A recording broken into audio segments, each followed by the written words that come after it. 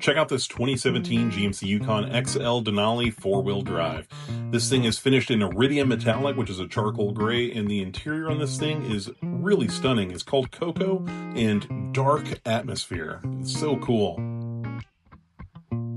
Of course, it's a Denali. It's going to have leather everywhere, nice big screens, 119,000 miles, powered by the 6.2-liter V8 engine with the 8-speed automatic.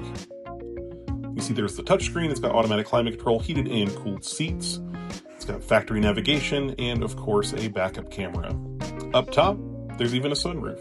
And as we step into that second row, you can see captain's chairs here. This is a 7-passenger SUV. It's got captains up front, captains in the middle, and a bench in the back. The second row seats are heated as well. And up top, 2 Blu-ray screens.